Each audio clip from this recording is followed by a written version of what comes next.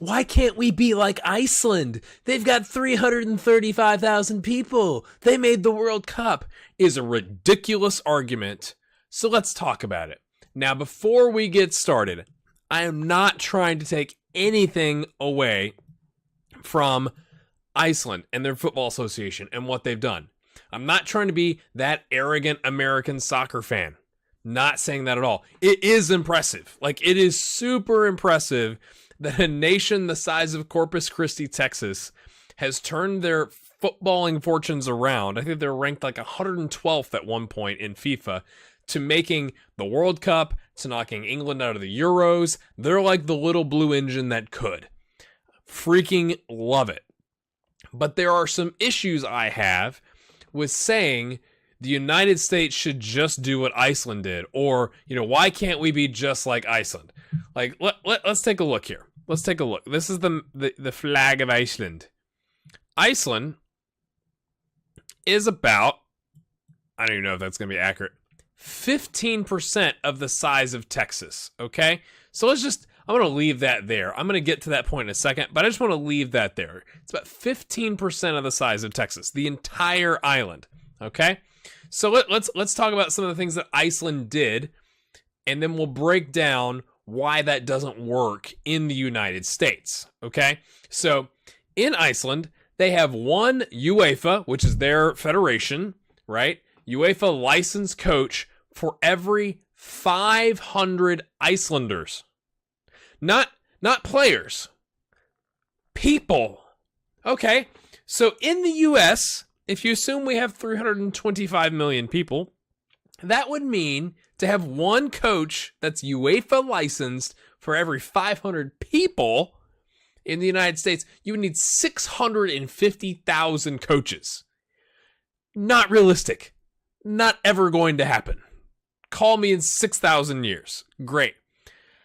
Currently, the U.S. has about, if you take the A and B licenses, which if you watch the episode or the video I'm gonna have pop up the card for you about coaching badges, we have about 7,500 estimated A and B licensed coaches.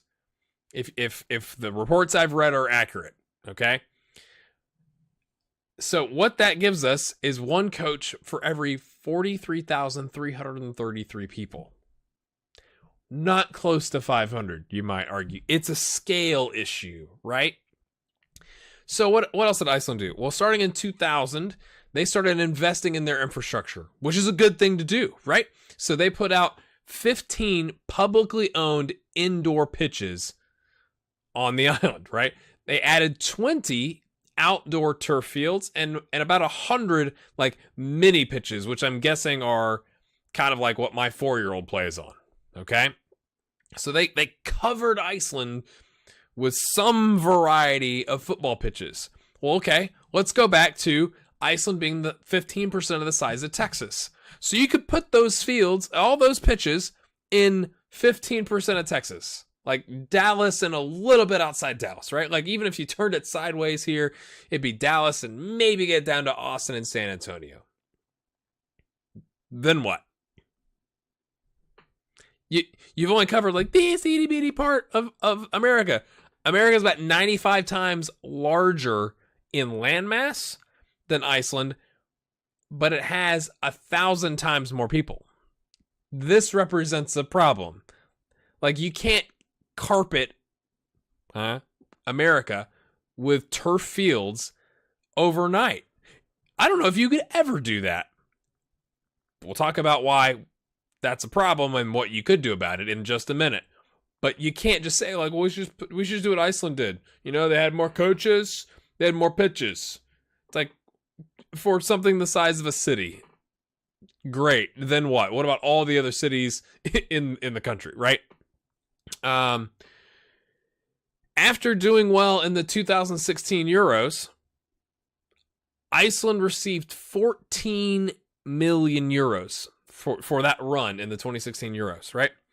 They took 25% of it and split it up over 47 football clubs on the island. 47 clubs. So It was not an equal payment. It was based on how they were doing in various aspects and whatever. Some of them got 6 figures. Some of them, like, it was like the minimum was like 19,000 euros. But if you average it out over 47 clubs, they got 72,546 euros per club. That's a good thing. They're sharing the wealth. I'm not saying that's a bad thing. It's just a little complicated to do in the U.S. But we'll get there, right? All right. The head of their coaching education has said, with just 20,000 players, because that's their player base, it's impossible to miss the really good ones. Well, compare that to the United States, where you've got at least 1 million boys in every age group, right? Or at least coming in. There's estimated about 15 million soccer players in the United States. You're going to miss some. You're going to have some of those athletes that maybe they play soccer when they're younger, 6 to 12, and then they get, and this is a problem, into the pay-to-play model, and they say, like, I can't afford to go do that. I'm going to go play basketball down in the corner and become a basketball athlete. That's going to happen. And you can't catch all of them because you don't have scouts on every street corner. We'll talk about fixing that, but that's a problem. Iceland has 20,000 players. They're at a bunch of pitches, and everyone's invested in this, and there's about 800 A and B licensed coaches, so you're more likely to catch every single one of those really good players. Does that make sense? Okay, let's talk about those great players that they have. Gylfi Sigurdsson, probably know his name. He was at Swansea, and now he's at Everton. Goes abroad. But he's not the only one. You got, I'm going to butcher these names. Thank you very much. You got Aaron Gunnarsson, who's I believe, one of their captains. He's had Premier League experience with Cardiff City. They've got a guy named, he's a forward, Kolben Sigborsson, who spent time at Ajax. Then he went to Nantes in France. I think he's their, like, second leading all-time scorer, something like that. Has gone abroad. Their goalkeeper, Hans Por Haldorsson, plays in Norway. So what have they done? They've said, well, we're small or not very good or whatever from an international standpoint. We need to take those best players that we identify and ship them out. It doesn't matter where they go. I mean, it does, right? But just get them off of our, Icelandic Premier League and get them into the championship over in England. Get them into Norway. Get them exposure to other levels of soccer. Continually push them. I meant to mention here also, I heard a really good podcast. I believe it was the Men in Blazers podcast, where they interviewed one of the architects of this thing in Iceland. And he talked about how their players at age 15, 16, 17 are leaving home without their parents to go play abroad in academies at bigger and better teams. You think it's paid off? All right, let's get back to what I was saying. So let's talk again. So they've got a bunch of coaches per person, not per player, per person on the island. That's not sustainable for us, or it's not achievable for the United States. They put out some football pitches that they then had coaches standing on, okay? They did well in the Euros. They've shared that wealth. That's not the reason they made the World Cup. That was last year. So that's not the reason they made the World Cup. But it's indicative of the idea of, like, we're investing in this together. That's a fantastic idea. Not disputing that, okay? They talk about how you can't miss players because there's only 20,000 of them. And they send their best players abroad. So the U.S. Soccer Federation plan can't be a copy of the Icelandic soccer plan. It has to adapt to our country, our size, our specific issues, our competition with other sports, all that stuff. But let's talk about now what we can learn. 1, have a plan. They didn't accidentally get successful. They started their first pitch in 2000. Now, I'm not saying U.S. soccer hasn't had a plan. I'm not saying that. But it does seem that the plan changes, right? Depending on who's the coach and if we have a technical director or not. We need to kind of do what Germany did after they laid an egg in the 2000 Euros and have a long-term vision that everybody's on board of, like 10, 15 years. So having a plan. Second thing they did, they invested in the plan. They didn't just say, like, well, it'd be nice if these things happened. They spent money. They built pitches. They lowered the cost. I still have not been able to find how much it costs to get an A or B license in Iceland, but it's obviously inexpensive enough that 800 people have gone out and done it. So they invested that way. They said, we're going to not take revenue from our coaches. Instead, we're going to make it as inexpensive. We're going to take the financial hurdle away from our coaches so that they can become coaches.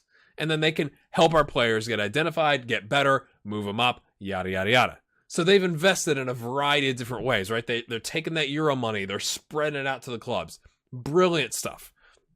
So they invested in the plan. They shared the wealth, like I just said. Okay, that's achievable. Now, is it more complicated in the United States? Yes. Like, we've got the MLS clubs, but you're not going to give them the money, right? But who are you going to give it to? You're going to spread it out over U.S. youth soccer? Well, what about U.S. club soccer? What about USSF? Like, there's a bunch of different youth federations, and if you spread out, 14 million euros over that many clubs, it's not going to be that much for every club. So share the wealth, figure out how to do that. Okay, great. Send your best players abroad. Right now, the U.S. appears to want to try and keep their players in MLS if at all possible. It appears, let's look at what the plan appears to be for U.S. soccer. It appears to be, one, protect your billionaire owners. That's what it appears to be. Let's make it to where you can't just start a club like in the 9th division of the American soccer pyramid, because that doesn't exist. Let's make it really difficult to get a club, $150 million, right? So, and then we can move it around and whatever. So it's like, let's just protect them. Let's add barriers to selling players to clubs abroad. So I've been learning in this last week, but go look up the transfer rules and the homegrown player rules for Major League Soccer. There is a wonderful chart. I'll see if I can find it and link to it in the description below. That, like, I think SI.com put out about how convoluted it is to try and sign a player. And that's like if they're in the United States, not to mention trying to sell them abroad. Okay. There was a rumor, I don't know if it's true, that like in Jeff Cameron's contract, they X'd out the solidarity payments. So let's talk about solidarity payments. My understanding of solidarity payments is like the youth clubs or club that is coaching up a player and training a player to the point that they become good enough that someone buys them and like transfers them out, or they move to an MLS development academy and then they get transferred, to a club in Norway or a club in England or whatever. Well, that club pays a fee to do that, the transfer fee. That's just how the rest of the world does soccer, is players become assets that you invest in. You coach and make them better, and they get better and more valuable, and then you sell them on, and that helps your club run. Well, part of that is solidarity payments, and I think it might be like 5% or less of the transfer fee. So goes to the youth club. So you get a player that's sold for $1 million and the youth club will get $50,000. That doesn't happen in the U.S. soccer pyramid right now. Well, the U.S. soccer, it's not a pyramid. It's an island with MLS, and then there's like a separate island with USL and like a sinking island with NASL, and it's just like this disaster. It doesn't happen. U.S. soccer doesn't allow it to happen. So they're not sharing the wealth. Okay.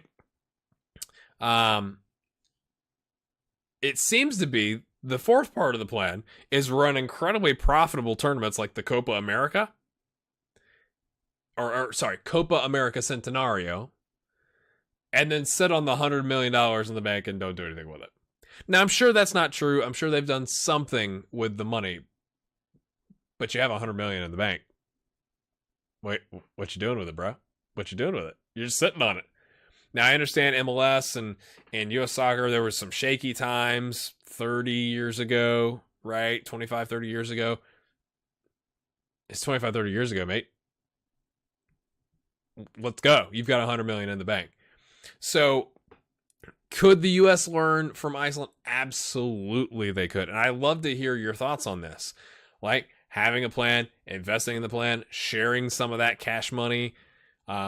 Really, it makes sense to share that cash money in an open system. I know I keep talking about pro route. I keep doing research. I keep getting depressed about it, but we'll talk about it eventually on the channel. I think a big thing is allowing and or encouraging your best players to go abroad. Why at the time, why did Josie Altidore, he's like 27? Why is Josie Altidore back at Toronto? Not back at. Why is he at Toronto? Why is he in MLS? Why isn't he playing somewhere in Europe? He's going to get better in Europe compared to MLS. Like, the entire world is willing to admit, yeah, MLS is just not very good. Like, and I know MLS is like, in 20 years, we said we want to be the best league and whatever. It's not the best league right now. It's a old guys who can't get good contracts in Europe come back home or come over the pond to do like a retirement tour and make some money and dominate the league. See the Chicago Fire and that guy that they hired, right? They're not going to the World Cup. Anyway, look it up. Why does Jordan Morris want to stay in Seattle? Christian Pulisic, best player on the US roster by far. Where's he? He plays in Germany. That's right. Yeah, he's pushing himself and he's gotten better because of it, and he's going to continue to get better. So again, it bothers me when people say, like, the United States can't get to the World Cup, what Iceland did. It's like, well, it's not the same, man. Like, there are some things we can learn from it for sure, but it's not, you can't just take their plan and apply it to a much larger country and population and just say, like, go do it. But you can take aspects of it, and I'd love to hear your thoughts on it. Leave a comment, smash a like, subscribe if you're new, share this on Twitter and on Facebook. Let's get people talking about it. I promise I do have a pro rel discussion coming. I'm going to do research because if you've watched the rest of the series, you know I try not to do like hot takes that are uninformed. I want to make sure I've done at least some level of research to have an informed decision. So appreciate you watching. We'll see you next time.